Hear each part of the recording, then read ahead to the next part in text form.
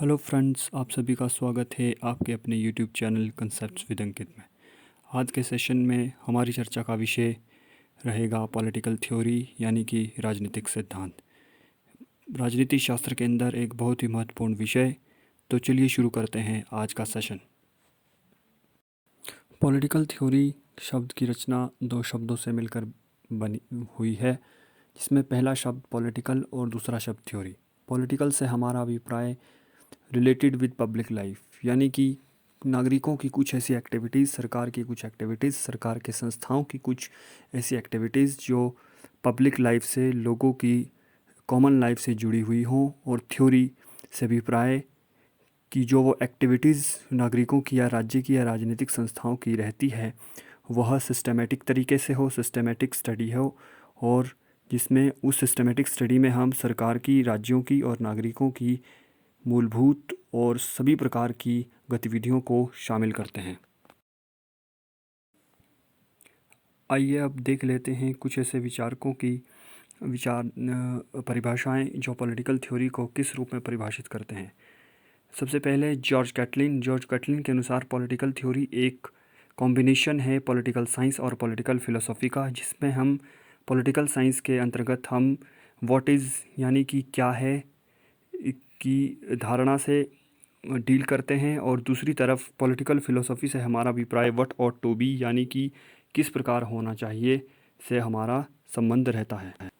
वहीं एक अन्य विचारक डेविड हेल्ड के अनुसार पॉलिटिकल थ्योरी सेट होता है कुछ कंसेप्ट्स का और ब्रॉड विचारधाराओं का, ब्रॉड विचारों का, जिसमें जो मुख्य रूप से पॉलिटिकल लाइफ से रिलेटेड होते हैं और जिनमें हम स्टेट और सोसाइटी का नेचर, उसके गोल्स और उसकी क्षमताओं और ह्यूमन्स बीइंग की उस सोसाइटी में, उस राज्य में क्या किस प्रकार की क्षमताएं हो सकती हैं, उन सभी का अध्ययन करते हैं।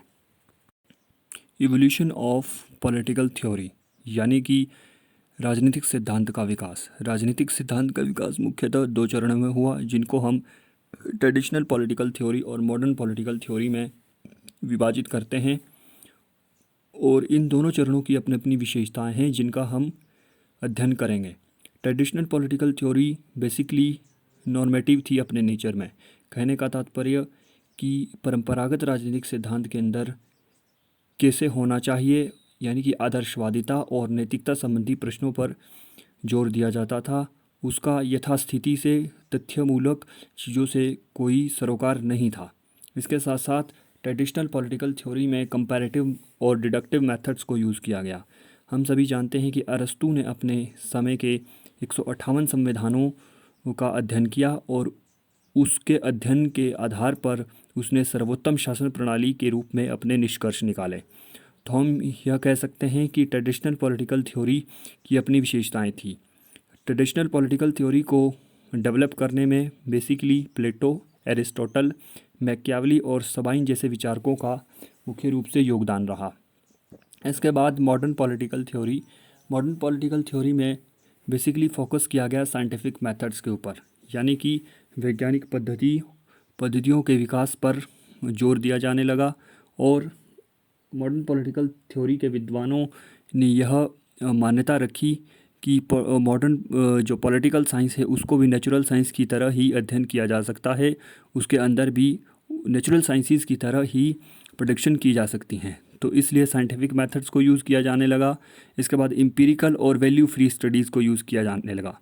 हम सभी जानते हैं कि ट्रेडिशनल पॉलिटिकल थ्योरी में वैल्यूज़ और नॉर्म्स को बहुत ज़्यादा वेटेज दी जाती थी, जिसके कारण वह मॉडर्न पॉलिटिकल थ्योरी के थ्योरिस्ट जो हैं वो परंपरागत राजनीतिक सिद्धांत को बिल्कुल बेकार मानने लगे थे। इसलिए मॉडर्न पॉलिटिकल थ्योरी के विचारकों ने वैल्यू फ्री स्टडी पर फोकस किया और एम्पिरिकल यानी कि अनुभवमूलक ज्ञान पर को विश्वसनीय माना। कहने का तात्पर्य कि ऐसा ज्ञान जो हम अपनी आँख, नाक, कान और त्वचा यानी कि सेंसिस से जिसको हम सुन पाएँ, देख पाएँ, समझ पाएँ और उसके बाद उसको सत्यापित कर पाएँ, इस प्रकार का ज्ञान ही महत्वपूर्ण माना जाता है। हम सभी जानते हैं कि जो भी हम मॉडर्न पॉलिटिकल थ्योरी की विशेषताएं पढ़ रहे हैं वह मुख्य रूप से व्यवहारवाद यानी कि बिहेवियरलिज्म की भी विशेषताएं हैं। तो पॉलिटिकल साइंस के अंदर 1950 के बाद व्यवहारवाद काफ़ी प्रभावी होने लगा था और जिसको मुख्य रूप से डेविड ईस्टन ने इंट्रोड्यूस करवाया था। तो modern political theory traditional political theory से नेचर में भिन्न थी, उसके मेथड्स में यूज़ किस प्रकार से अवधारणाओं को किया जाए उस रूप में भी वह परंपरागत राजनीतिक सिद्धांत से अलग था। इसके साथ साथ मॉडर्न पॉलिटिकल थ्योरी के विचारकों में डेविड ईस्टन, चार्ल्स मेरियम और हैरोल्ड लासवेल के नाम मुख्य रूप से उल्लेखित किए जा सकते हैं। पॉलिटिकल थ्योरी के अंदर एक बहुत ही महत्वपूर्ण इशू जिसे हम डिक्लाइन ऑफ पॉलिटिकल थ्योरी के नाम से जानते हैं कि हम अब चर्चा करेंगे। यह पॉलिटिकल थ्योरी के अंदर बहुत ही महत्वपूर्ण माना जाता है और इतना महत्वपूर्ण माना जाता है कि इसने एक समय के लिए पॉलिटिकल थ्योरी की रेलेवेंस पर ही प्रश्न चिन्ह खड़ा कर दिया। तो आइए शुरू करते हैं decline of political theory. David Easton ने, जो एक अमेरिकन पॉलिटिकल साइंटिस्ट थे, अपनी किताब political system and inquiry into the state of political science, जो उन्होंने 1953 में पब्लिश की थी, में बताया कि traditional political theory basically normative थी और जिसने पूरी तरह से साइंटिफिक मेथड्स को पूरी तरह से नेगलेक्ट किया, जिसके कारण यह अपने पूर्ण रूपेण जो इसका लक्ष्य था उस पर नहीं पहुंच पाई। तो इसलिए डेविड ईस्टन ने सर्वप्रथम डिक्लाइन ऑफ पॉलिटिकल थ्योरी के विषय में बताया और उन्होंने पॉलिटिकल थ्योरी की रेलेवेंस के ऊपर प्रश्न चिन्ह खड़ा किया, क्योंकि उनके अनुसार जो ट्रेडिशनल पॉलिटिकल थ्योरी है वो बेसिकली नैतिकता और आदर्शवादिता से ही संबंधित है और राज्य के स्वरूप की यथास्थिति के बारे में उसने कुछ भी प्रेडिक्शन नहीं की है, कुछ भी उसके बारे में नहीं बताया है। डेविड ईस्टन की इसी मान्यता को आगे एक्सपेंड करते हुए अल्फ्रेड कोबन ने अपने research paper the decline of political theory, जो 1953 में पॉलिटिकल साइंस क्वार्टरली में पब्लिश हुआ था, बताया कि पॉलिटिकल थ्योरी अपनी सिग्निफिकेंस पूरी तरह से खो चुकी है पूंजीवादी समाजों में भी और कम्युनिस्ट सिस्टम्स में भी, क्योंकि पॉलिटिकल थ्योरी के अंदर जो सिद्धांत दिए गए हैं वो ना अब पूंजीवादी देशों के लिए आदर्श रहे हैं, ना ही साम्यवादी देशों के लिए आदर्श रहे हैं। तो इस प्रकार डेविड ईस्टन और अल्फ्रेड कोबेन ने अपने विचारों के माध्यम से सर्वप्रथम डिक्लाइन ऑफ पॉलिटिकल थ्योरी की घोषणा की। इसके साथ ही सिमोर मार्टिन लिप्सेट ने अपनी किताब पॉलिटिकल मैन में यह बताया कि जो समकालीन समाज है उसके लिए जितनी भी नॉर्म्स हैं, वैल्यूज़ हैं, आइडियल्स हैं, वो पहले ही स्थापित हो चुके हैं और जो डेमोक्रेसी का वर्तमान रूप है वही केवल जो उसका सक्रिय रूप है आधुनिक लोकतंत्र का, वही एक उत्तम समाज की सबसे निकटतम अभिव्यक्ति मानी जाती है। तो इस समय राजनीतिक सिद्धांत का होना न होना एक प्रकार की स्थिति है। तो मार्टिन के अनुसार भी राजनीतिक सिद्धांत की प्रासंगिकता अब लगभग समाप्त हो चुकी है। डिक्लाइन ऑफ पॉलिटिकल थ्योरी के बाद कुछ ऐसे विचारकों का समूह उत्थान में आया जिन्होंने रिवाइवल ऑफ पॉलिटिकल थ्योरी का बीड़ा उठाया। इनमें सबसे पहला नाम लियो स्ट्रॉस का था।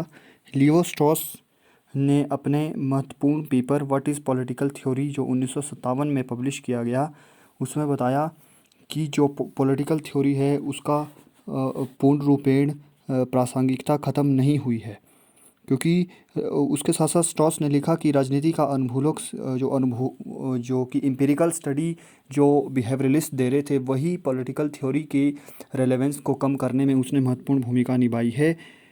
तो इस प्रकार से लियो स्ट्रॉस ने माना कि जितने भी व्यवहारवादी विचारक हैं उन्होंने ही डिक्लाइन ऑफ पॉलिटिकल थ्योरी को मुख्य रूप से उसको लीड किया और उन्हीं के कार्यों के कारण, यानी कि उन्हीं की बहुत सारी साइंटिफिक स्टडीज़ के कारण डिक्लाइन ऑफ पॉलिटिकल थ्योरी हुआ है। इसके साथ साथ लियो स्ट्रॉस की मान्यता को और आगे ले जाते हुए दांते जर्मिनो ने अपनी रचना बियॉन्ड आइडियोलॉजी, जो 1967 में पब्लिश हुई थी, बताया था कि 19वीं शताब्दी और 20वीं शताब्दी में जो डिक्लाइन ऑफ पॉलिटिकल थ्योरी के मुख्य रूप से दो कारण रहे हैं, जिसमें सबसे पहले पॉजिटिविज़म का एमर्जेंस रही है, जो मुख्य रूप से साइंटिफिक स्टडीज़ को बहुत ज़्यादा वेटेज दे रहा था, और दूसरा the prevalence of political ideologies, मतलब कि कुछ नई राजनीतिक विचारधाराओं का प्राधान्य जो वह भी डिक्लाइन ऑफ पॉलिटिकल थ्योरी के योगदान में मुख्य रूप से उसने योगदान दिया, जिसमें वो मार्क्सिज्म को बहुत ज़्यादा रिस्पॉन्सिबल मानते हैं। इसके साथ साथ अब महत्वपूर्ण राजनीतिक सिद्धांत की प्रासंगिकता